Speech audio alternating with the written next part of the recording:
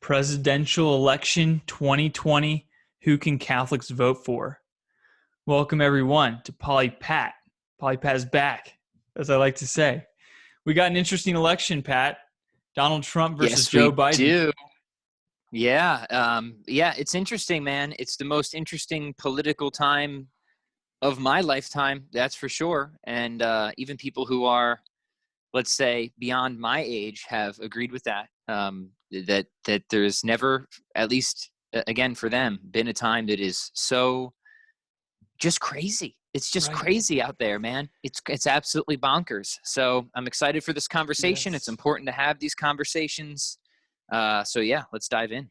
It's so interesting, talking about religion and politics. They say don't talk about those because those are the two things that blow things up, like it just blows the conversation up. But that's exactly what we talk about on this podcast. So Religion and politics. Yeah, but it's also the two things that at the end of the day, people are most interested in and passionate about. That's why it blows things up, right? If I'm sitting yes. here just talking about like mathematics and algebra, okay, yeah, that's fine. That's interesting. But it doesn't usually like devolve into, Yes. fisticuffs as, as some of these other conversations do. Mm-hmm. Because, like what ultimate bearing does that have on your life at the end of the day? Politics is the affairs of men. So political philosophy is extremely important, and it has enormous consequences in our everyday life. Same thing with religion. Religion impresses upon the most fundamental questions of life, questions of origin, meaning, morality, destiny, identity. And again, how you answer those questions and whether you think those questions can be answered has enormous implications for how you see the world and how you live your life as well. So it's not surprising that people get passionate about this stuff because so much hinges on these topics.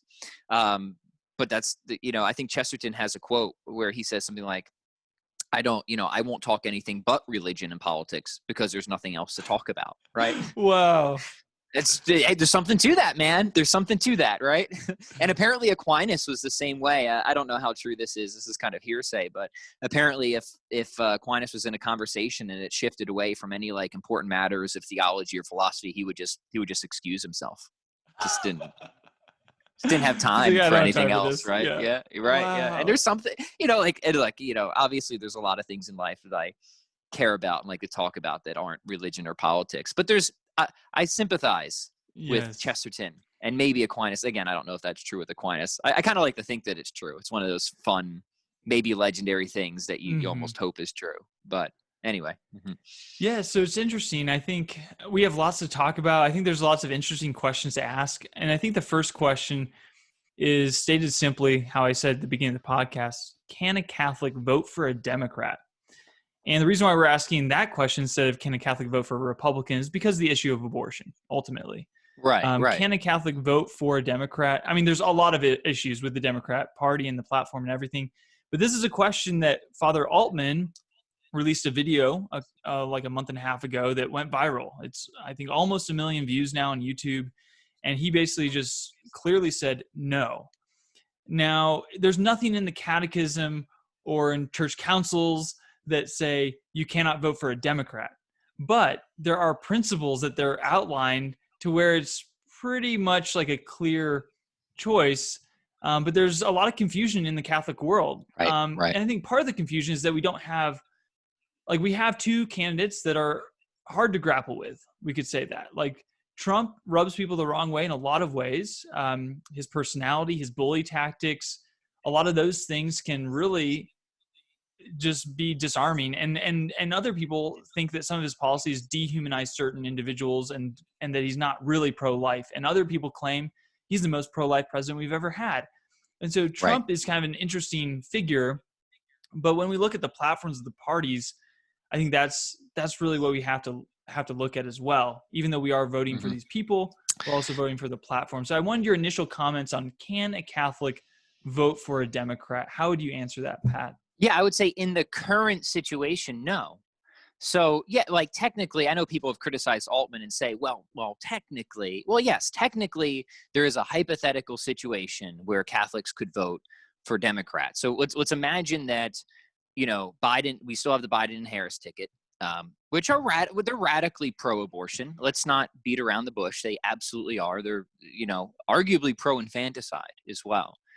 And a lot of the Catholics I've seen who defend them, they don't try and argue against that. They'll try and make other moves that we can address of how you could still vote for a Biden-Harris ticket.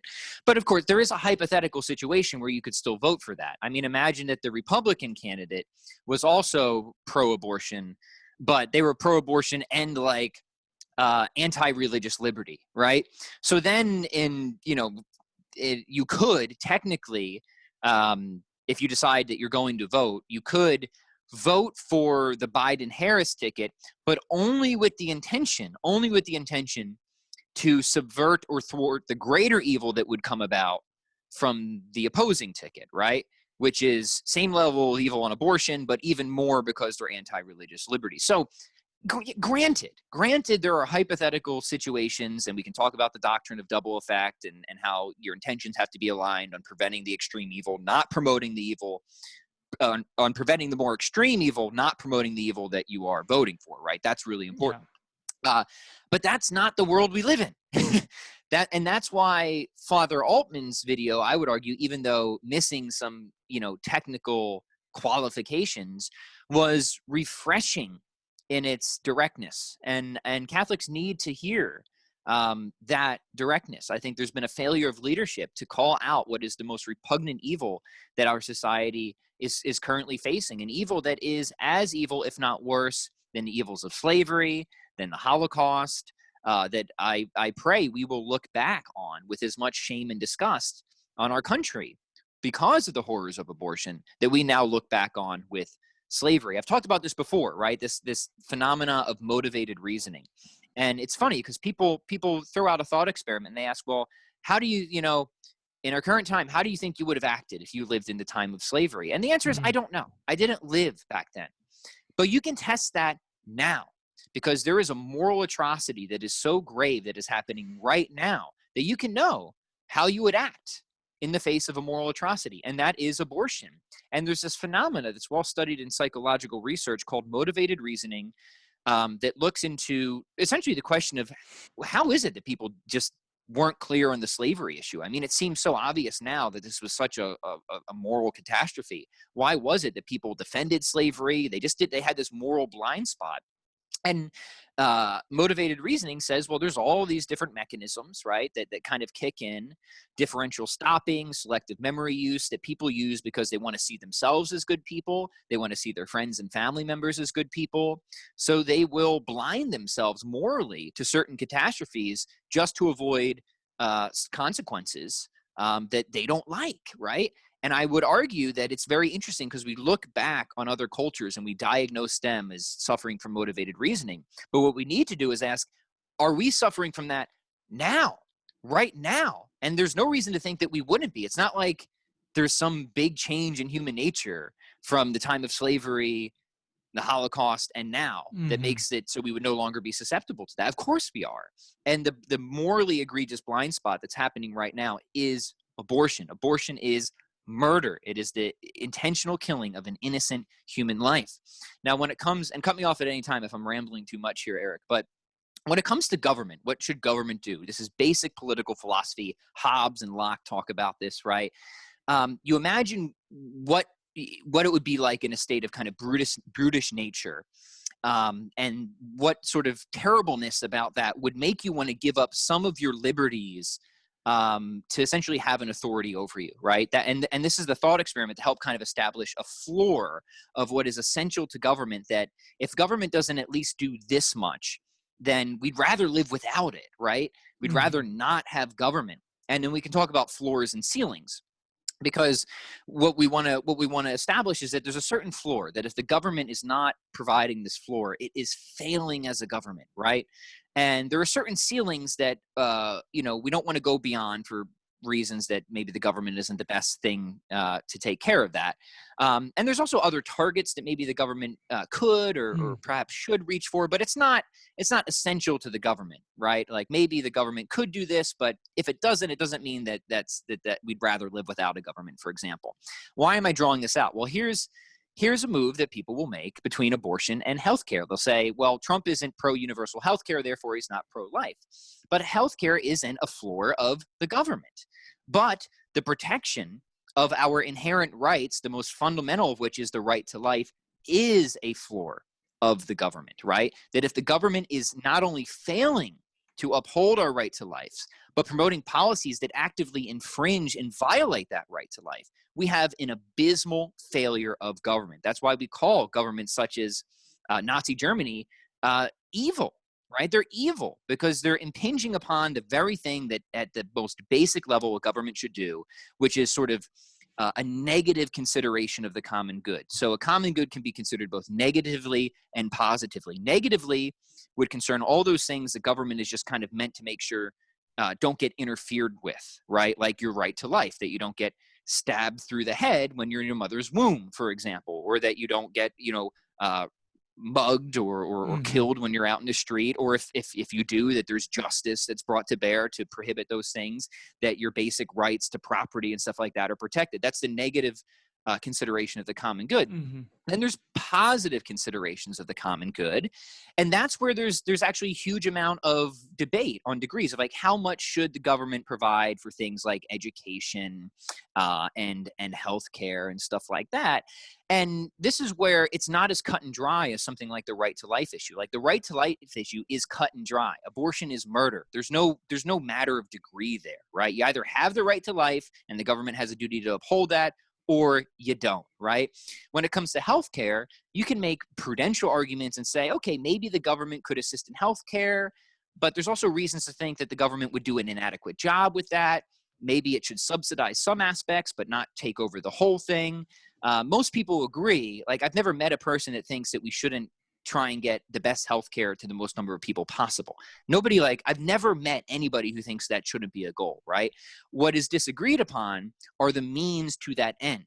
And that is where people in good conscience and with good moral understanding can have significant disagreement on what the best means are, whether we should have a market-based approach, a bureaucratic approach, or some mix of the two. Right. So it's just not a useful analogy to say that somebody isn't pro-life because they're not pro-universal healthcare. The analogy breaks down completely, and it betrays a fundamental lack of understanding of political philosophy and what the nature of the state and what the nature of the government is meant to provide. So you can kind of see where I'm going with this, right?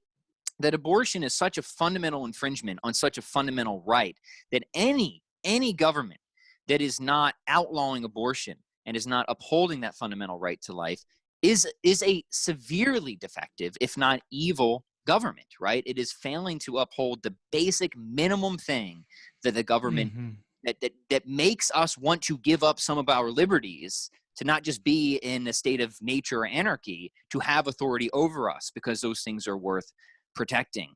So those are just some initial remarks. I'm sure we'll go a lot further with it. Yeah, and I think that's a common thing that I'm seeing. I posted on Facebook a few weeks ago about the first presidential debate and how I was very saddened by Trump's behavior. And I am kind of a reluctantly voting Republican, but I feel like I have a moral obligation to do so because of the issue of abortion, because it carries more moral weight. And a lot of people were very confused by that. And I think a lot of my liberal friends don't really understand how weighty that issue is. And I think a common flaw among Catholics that maybe lean towards the left is that they don't take into account the church's teaching on the hierarchy of morality and like the hierarchy of moral weight. And so the reason why the fundamental right to life is so important is because if you don't have a right to life, you don't have any rights. So if someone is a racist, wanting to enslave people, obviously those things are not good. But those people have life. And so if you take away, if you're claiming not to be racist, but you're already cutting people off from their life, then you're doing something even worse than racism, because you're abolishing a race. And so there was this one of the girls on the Facebook thread posted this article by Jeannie McGaffigan, the wife of Jim McGaffigan, this like funny comedian. But anyway, she was talking about how she's Catholic and she's voting Democrat because she feels like Biden and his policies are more holistically pro-life, even though they're pro-choice with the babies in the womb, but they take care of the environment. They're not racist policies and all these things and all these things. And I just kept thinking, but she doesn't understand the fundamental right to life. And that if you don't Right. have that, all the other things that Biden says or does, it's like it's colored by that one thing. And also we talked about this before, that systemic racism, if there's ever a great example of that, it would be Planned Parenthood. And so it's like, Exhibit okay. A. And I agree with her that like we need to take care of all of life from conception to natural death. Right. Like it's all human life. We're, as Catholics, we're called not to be racist. We're called to value human life in every condition, every state, to love every single person. But if you take away the right of the most innocent among us, then that colors your whole campaign. So like for me, the way I think about it too is, okay, if Biden is propagating these policies that really are saying we're helping the poor, we're helping these people, how can I trust you? How can I believe in you when in fact you don't care about the most innocent among us?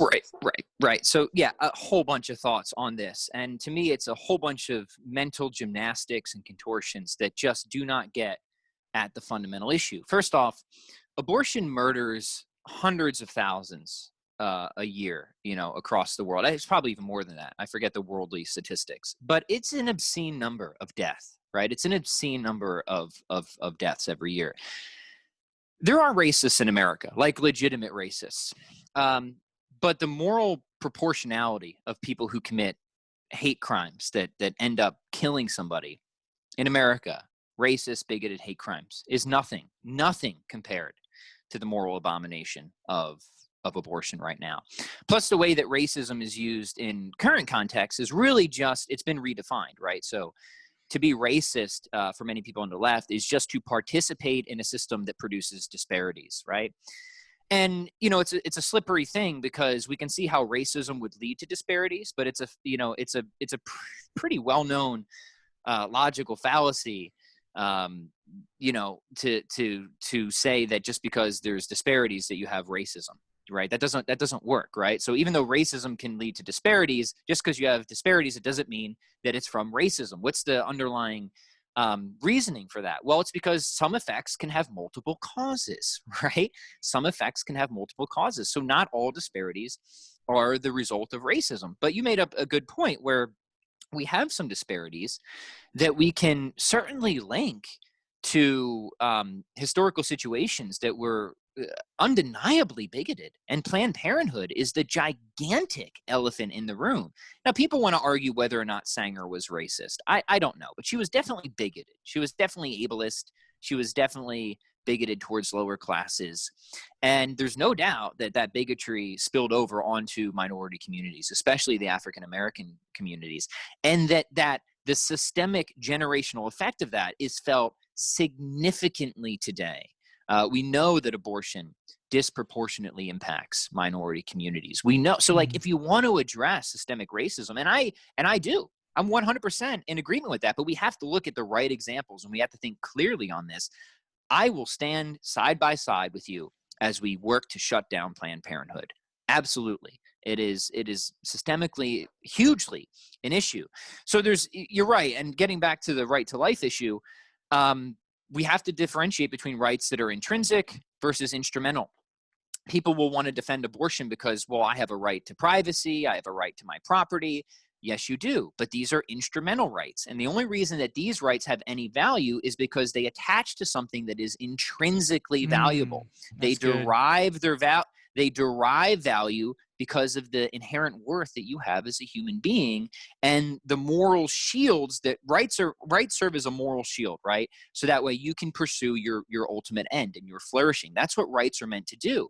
So you can't use these moral shields as a moral sword to kill somebody, right? It's fundamentally perverse. You're taking the instrumental rights of saying, I can kill a human being because I have a right to property, to subvert or undermine the intrinsic right that gives any of those rights any value whatsoever. It's ass backwards. You're not thinking straight. There's a clear hierarchy to rights. If we do not boldly protect and affirm that right to life, then we don't have any other rights because Exactly. they don't attach or derive value from anything else. Yeah. So yeah, it's just important to get that clear. And a lot of people Yeah. just do not have that clear at all. And to me, when someone like Kamala Harris last night talking about how we've had 200,000 deaths due to the coronavirus so far this year and how awful this administration is because of all those deaths. I mean, look at that. I keep thinking, but you support abortion. And, in the first, well, I saw a statistic in the first like 3 months or so, 4 months of this year, 10.5 million babies have been slaughtered across the world because of abortion. And at that time, there was Wow. 500,000 cases of coronavirus deaths worldwide. So at the same time Right. that there was 500,000 deaths from the coronavirus worldwide, which shut down everything, there was 10.5 million deaths of babies. And so Right. so when you support abortion like Harris does or Biden does, every word that they say to me rings hollow. It's just like, I don't, I'm Right. sorry, but like you don't, I don't trust you. But people can flip that on me and say, well, look at the way Trump has treated his opponents and shutting them down, and like look at the way he treats other people and the way he treats women. He's had a lot of bad things that happened in the past and like words that he said that's very demeaning and degrading. So how can you trust him? Or they'll call out some of his things that he said and said, listen, he lied about that. Like the administration lied about wearing masks and like these sorts of things and whatever the case might be. And okay, so that's fair enough. But when you look at what has he actually done as far as the policies, and it seems like there's a few things that have gone well as far as appointing pro-life justices. Hopefully that Barrett lady becomes a Supreme Court justice. Planned Parenthood, Absolutely. I know, absolutely hates Trump. So that's a good signal to me because they've lost a lot of funding from Trump. Yep. Now, one comment that was interesting, though, on my Facebook Well, thread. can I Oh, chime yeah, in real yeah. quick for one thing? Because there's a lot of red herrings, and politicians are great at this, and so are Okay. people on Facebook debates. And they'll say, "Well, look, Trump is inconsistent." That doesn't matter. It doesn't matter because for two reasons. One is somebody could offer an argument against abortion and live inconsistently with their principles on human dignity, and that has nothing to do on the truth of that argument, right? Like Hitler could offer an argument against abortion, and just the fact that he's Hitler wouldn't show that the argument is false, right? Yeah. Right? Either abortion is murder or it's not, and putting it in the mouths of different people doesn't change the truth value of that argument. And I argue that it's true. Abortion is murder. Now, so you just have to be very careful on charges of hypocrisy or red herrings or ad hominems in a lot of these debates. And we have to keep the fundamental issue the fundamental issue. Is abortion murder? Is it an intrinsic violation of our most fundamental right? If it is, and especially if it's slaughtering as many people as Eric has cited here, which is even higher than what I remember last time I looked at the statistics, which is alarming. Not that they weren't already alarming. This is an evil so grotesque that we have to do everything we can to battle that. And of course, I don't like the way that you want your statesmen to be statesmen. You want them to be gentlemanly, but all politicians, Democrats, Republicans, I don't want to say all, but so many of them are rats. They really are. If you're looking for somebody to be, a truthful, honest, upstanding person, we don't have that candidate right now. Joe Biden certainly isn't it. He's been lying since as long as he's been in politics. He might be a little bit more subtle about it or a little bit more polished. But, if you want to just compare, one checklist of lies to another, that's never going to end. And as you said, the second reason is we have to look at policies and practice and accomplishments, right? And at this point, Trump has demonstrated to me that I have decent evidence to think that he actually does care about the pro-life issue, and he's made substantial moves in a very positive direction for pro-life, especially with the court appointments, like you've said, Mm-hmm. and also culturally as well. He's very vocal. He's very pronounced about pro-life. Last I saw statistics is younger generations are becoming increasingly more pro-life. So he's made progress both politically in terms of appointments and other policies and culturally. And both of that is a win-win. So whatever his personal feeling, I can't peer into a man's soul. Like I just can't, right?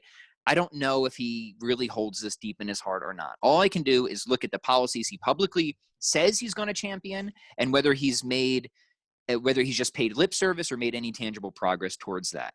And what I know is he's publicly, very much stood up for the pro-life cause, and in practice actually made tangible moves that have positively moved the needle for pro-lifers. And that's good. That's good. Yeah, because it was interesting. Someone posted on response to my Facebook thread. Listen, Biden is pro-abortion with no restrictions. Trump is pro-abortion with regulations or with restrictions. And so he basically was like, the pro-life movement has failed. Like, either way, they're both pro-abortion candidates. And I didn't know where that was coming from. I don't know if that's true necessarily. I mean, I think maybe Trump used to be pro-choice and switched. But I think that causes some people to say, like, are Republicans just using the pro-life platform to get votes, or do they actually mean it? Like, is it actually making a difference? And the biggest argument that I've seen on Facebook and what's coming my way and articles that people keep sending me are that under Democratic policies, abortions have decreased. Under Republicans, they've either stayed the same or increased, and they provide some data about that.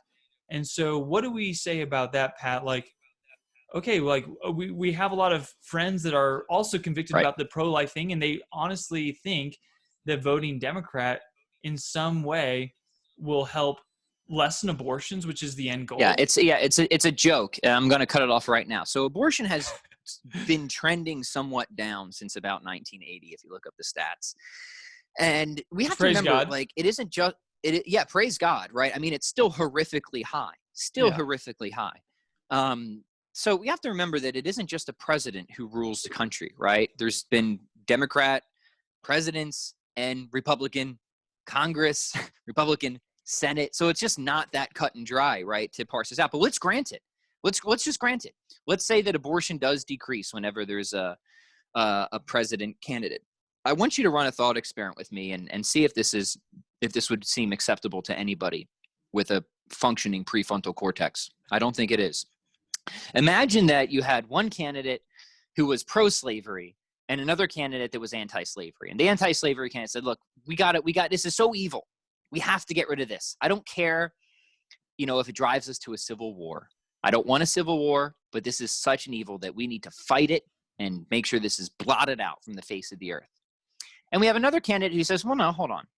Because look at this. Whenever we have a pro-slavery candidate in, slavery decreases 5%, 10%. See, isn't that good? We have a decrease in slavery when we have the pro-slavery candidate. I think most people immediately would see that is a ridiculous and evil statement. Something, even if you grant the position that you've had a decrease, and a decrease is far, far, far, far from an obliteration or annihilation.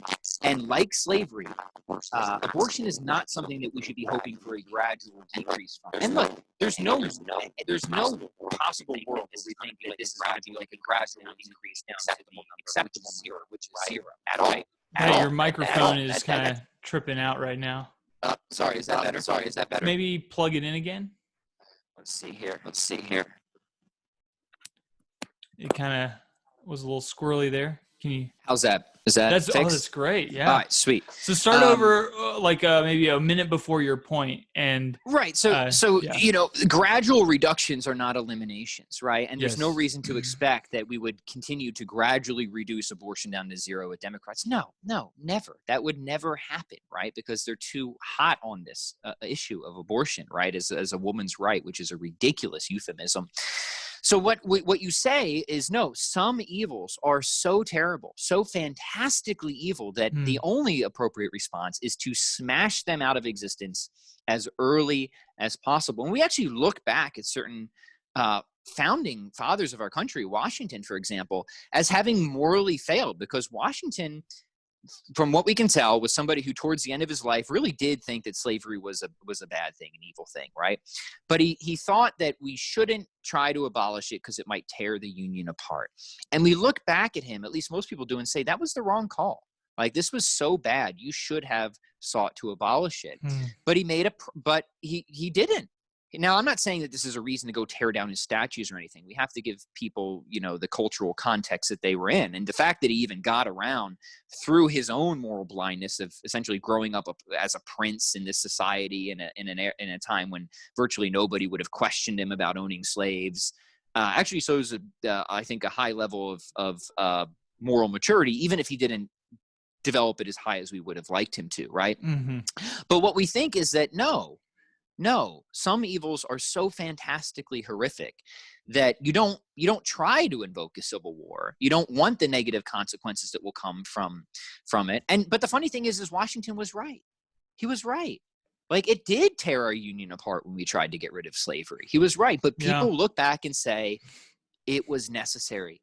It was worth it. This was so evil. Yeah. And nobody would take the line seriously for a second, that if you just kept pro-slavery candidates in place, we'd have this gradual reduction. And we don't want a gradual reduction. Yeah.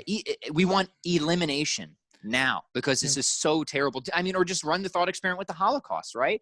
Oh, keep pro-Nazi candidates in, and less Jews will be exterminated every year. It'll be 10% less. But realistically, you would never get that down to zero because they're pro-Holocaust. Same thing with slavery. You would never get it down to zero because they're pro-slavery. So it's just obfuscatory chin pulling as far as I'm concerned. It's an incredibly weak and evil argument. It's evil. If you recognize abortion for what it is, you say, no, we need to get rid of this, and we need to get rid of it now, just like we would with the Holocaust, just like we would with slavery. Some issues are so repugnant that there just is no, it is black. Some issues in life really are black and white. They are. You're either going to have the moral clarity and conviction to call it for what it is, or you're not. But you need to be honest with yourself on this stuff. Mm-hmm. And that's why, I think when you hear these arguments, it's a signal of, like, do they really understand the horrifying nature of abortion? Right. It seems like they're just excusing it as, it's bad, but, like, here's the deal. And it's like, whoa.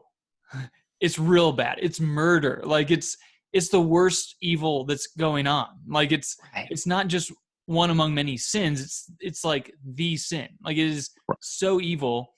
It is got the highest moral weight that is possible, killing an innocent human being.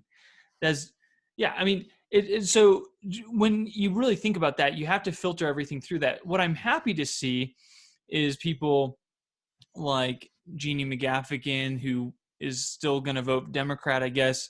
At least she's trying to filter it through her Catholic faith, even though it's a little, I would say that there's a lot of formation that's missing. But she's trying, she would still advocate for life in the womb. She just thinks that voting Democrat is the best way to preserve life in the long haul. Or I've heard that from another friend, where it's like the Trump effect of division and divisiveness, and like what's happening all over the country is so bad that, like, the backlash against his effect could be way worse for abortion than it could cause that's a weak argument. Politics is divisive by nature. When people call Trump divisive, they don't understand what politics is. Governance is picking winners and losers. That's always divisive, always. So just calling something anybody who's pro-abortion is incredibly divisive. That's offensive to me, right? It's deeply offensive. So just calling someone divisive is just, I'm sorry. It's just and the sin of division is not as great as the sin of murdering an innocent human being. So if we had to go, like, I'm not promoting civil war, but, like, it's like, at what cost to end abortion? Like, it's already, innocent lives are daily being slaughtered. It needs to end. Now we need to end it through the right means. We can't do an evil means to justify a good end, which is actually something I want to bring up, because a lot of times they'll say, well, Democrat policies are better for mitigating abortion. And they often point to the use of, and the Democrat Party wants the widespread and free distribution of contraceptives.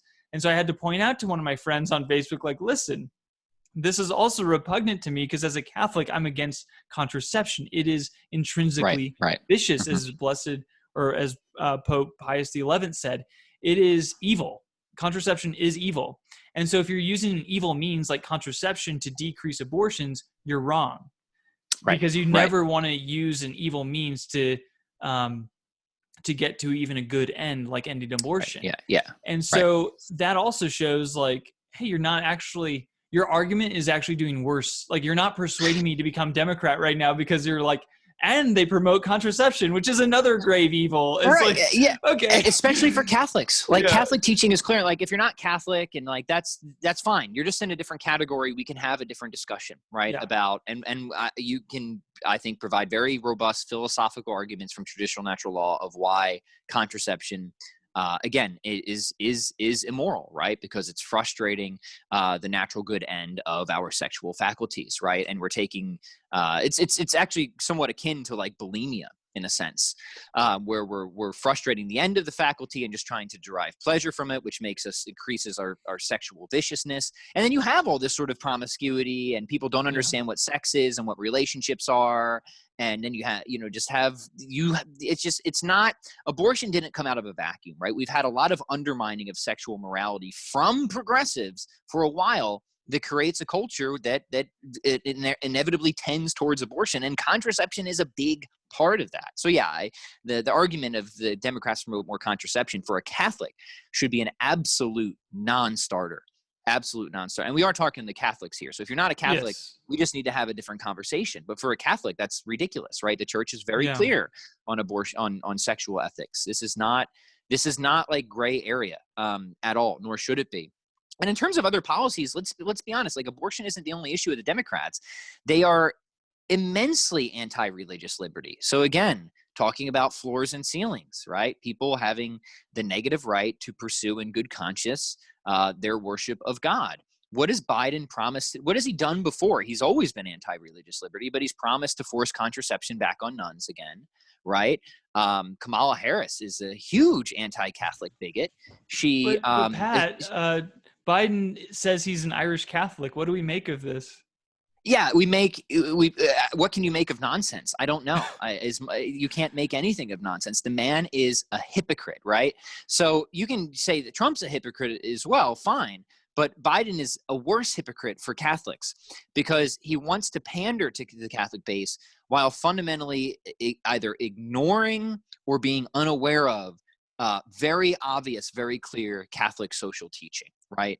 And that's bad. That's bad because it means, like, I just don't think that he can be that ignorant, right? So that means he's either intentionally promoting something that he knows is evil, which is not good, or he just doesn't believe the faith. He just doesn't believe it, right? Neither of those are good options. Kamala Harris made it very clear that essentially, if you are a member of the Knights of Columbus, you are not fit for public office. And what does that mean? Wow. What does that mean? It means that if you're a member of the Knights of Columbus, it just means that you believe what the Catholic Church teaches. So she's really just saying, if you are a Catholic, in good standing with the Church, an Orthodox Catholic, that you're not fit for public office. So these people are not only radical on abortion, and I don't even like to say radical on abortion because it's not like it's a matter of degree. Abortion just is murder. That's it. End of story, right? So it's I hesitate to even use the term radical because it just is what it is, right? Mm-hmm. But they're also terrible on religious liberty. And then if you want to talk about like economic stuff, that's again where people in good conscience can disagree. But here's the thing. If you want improved economic circumstances, Trump has had a great track record, especially for unemployment among minority communities, which is fantastic. These should be things that we're celebrating. So it wouldn't even be immediately convincing to say that you would have improved democratic outcomes that might lessen abortion, because we can compare. Biden was part of the previous administration, right? And we can compare economic outcomes as well. But all that is secondary and somewhat beside the point because economic considerations don't override fundamental moral principles. So even if that wasn't the case, it wouldn't matter. But as it happens, Trump has had profoundly positive impact on helping those economically who are in minority categories. So I don't even see any way, even if it could bear in on the moral questions, which economic considerations don't, right? Or at least can't override the moral considerations. I just don't see the case. I just don't see the case at all. Yeah. Trump has had substantial success economically, aside from the pandemic, but that's an exception case, right? That's not like a financial crisis or something like that. That's a medical crisis. And we're already seeing a better than expected rebound economically as well. Mm-hmm. And I remember Biden saying years ago when he was running for vice president with Obama, he said in an interview, I'm personally against abortion. But like I'm supporting these policies or whatever, but I'm personally against it. There's several things wrong with that. First of all, the Catholic Church teaches, this is from Pope John Paul II in Evangelii Vitae, paragraph 73. In the case of an intrinsically unjust law, such as a law permitting abortion or euthanasia, it is therefore never licit to obey it or to take part in a propaganda campaign in favor of such a law or vote for it. So if he's voted for a pro-abortion law, which he has, I believe, right? He wants to repeal the Hyde Amendment. That's one thing, so that federal funding for Planned Parenthood can continue, I guess, is my understanding of that. I might be off on my facts there, so you can check me on that. He's been very public that he supports abortion. There's no question about it. He supports abortion, but so when someone says, but I'm personally against it, like that shouts hypocrisy too. Like, well, why are you against it? Because it's the murdering of innocent life. Well, then why are you promoting these policies that are for it? Right. And it's like, does not make sense. It's like saying, well, I'm personally against slavery, but I'm pro but I don't want to impose my will on other people. Well, what do you think government is? It's imposing certain people's will on other people. That's what government does. That's what it does, right? Right. That's what people just are so ignorant. And I hate to be, overly forceful with language, but stop being stupid. This is the nature of political philosophy in the state and the government. It is coercive. That's what it is. And when we vote for people, we are voting to have a certain will imposed upon other people in certain degrees. That's it. That's the nature of it. Yes. And then the question is, well, what are the impositions that we actually want? What are the right impositions? What's the right will to have? What is the right will to have? What are the right restrictions to have? What is the common good, negatively considered and positively considered? So you get all these stupid slogans that I guess to some people they sound good superficially. They've never sounded good superficially to me. They've always sounded stupid superficially. But as soon as you begin to unpack them, like you said, it's like, yeah, that makes no sense at all. That's the stupidest thing I've ever heard. But yeah, I know that was Biden's claim a while back. Yeah, it's absurd. It's ridiculous. Yeah. And obviously, some people will say, well, I'm going to vote against abortion policies because that's what that text is talking about, is like when you vote for a certain policy. So like here in Colorado, I'm just going to advocate for this right now. Vote yes on Proposition 115. Vote yes to end late-term abortion. We're one of 9 states that you can basically abort up till 9 months, which is awful. It's horrific. And so if you vote yes on Proposition 115, we can end late-term abortion here in Colorado. So go do that. But some people will say, like, yes, I'm always going to vote against abortion in my policies. But if I vote for a politician that sometimes votes yes for those things or no, that's different than voting directly yes or no on abortion policies. So for instance, I could vote yes on this Proposition 115 to end late-term abortion, but let's say I somehow justify supporting Biden, who he would vote no on that, but I'm supporting him because overall his campaign is more pro-life. Maybe he's against euthanasia, but Trump isn't, or these other things. So it's like a mixed bag. And so you think that, and it's going back to the same argument I said before, but people sometimes justify that of like, well, I'm just going to always vote against abortion in my local politics. But because presidents don't have too much sway, and because overall I think this is more pro-life, it's more pro-whole person, then I'm swinging that way. So I don't know if you have any comments about. Yeah, I mean, just to reiterate what we've said predominantly is that you just don't have sufficient moral clarity on how overriding of a moral issue abortion is. Not everything merits a single issue vote. And abortion isn't just a single issue. It's a defining issue. Right. And I want to be clear about everything. That. It colors absolutely everything. And if you have sufficient moral clarity and you see this evil for what it is, then you have to recognize that this is something that deserves your full attention to combat at every opportunity that you possibly can. Great. Everybody should support pro-life positions locally, but you're never going to have a good in principle argument to support a Joe Biden ticket as a Catholic. It doesn't work. You just, for all the reasons we've already said, you would just be inconsistent with yourself at that point. Yeah. Wow, Pat. Well, any further comments about politics, election, encouraging our listeners and Yeah, yeah. no, I want to encourage people to man up. You know, even if you're a woman, I get it. Trump is crass. Okay, he's crass. I don't like the way he speaks sometimes either. I certainly don't like the way many Democrats speak. Right, they're just more polished in their lies. There's a number of things I don't like about Trump. There's a number of things I don't like about his policy. I'm not a Trump fanboy. As Catholics, we should feel very uncomfortable with the general political landscape of America these days, right? Um, however, however, you need to man up and just swallow hard on whatever your personal feelings about Trump's personality may be. Recognize how horrific of an evil abortion is, and understand that you need to do everything that you can to combat this evil right now.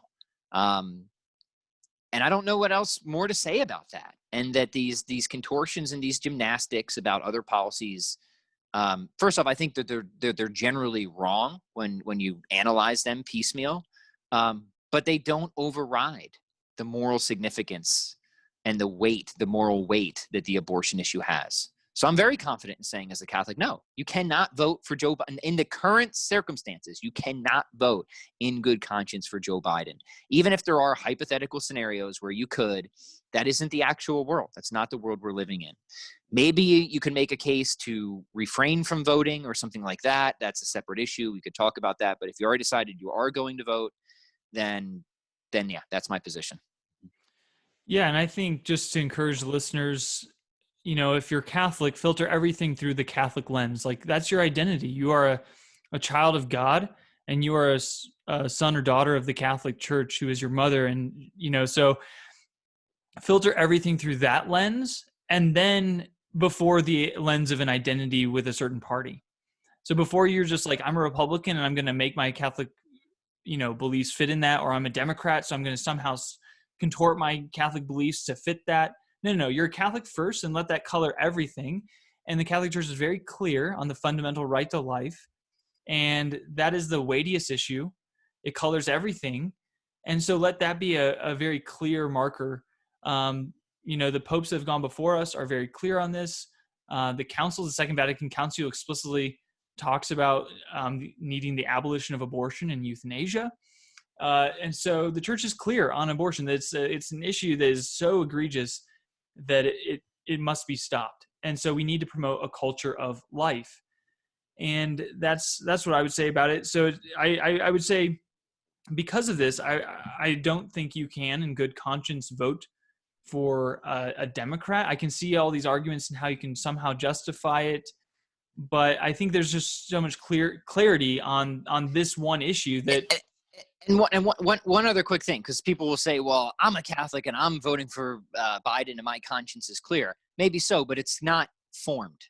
It's Catholics have an erroneous obligation. conscience. Yeah. It's a fault. Yeah. You have to form your conscience as well. That is a moral obligation. So I just wanted to put that in there. Exactly.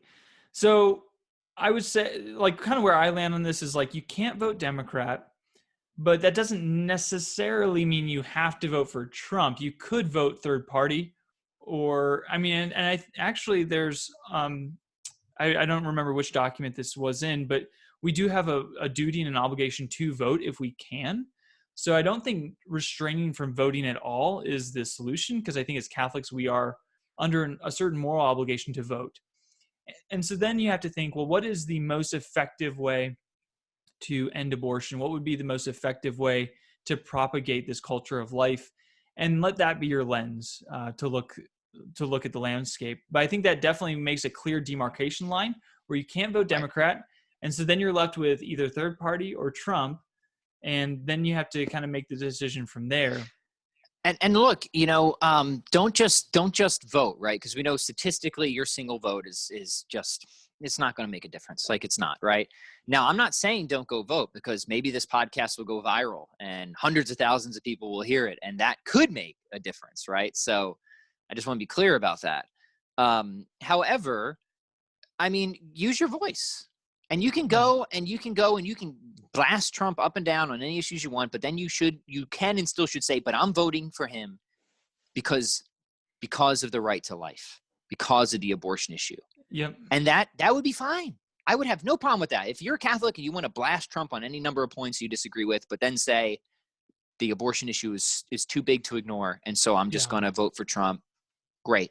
Fantastic. And that's fine. that's what I did. And a friend encouraged me to do that. He was like, listen, I'm so tired of people that are almost like worshiping Trump to where he can do no wrong.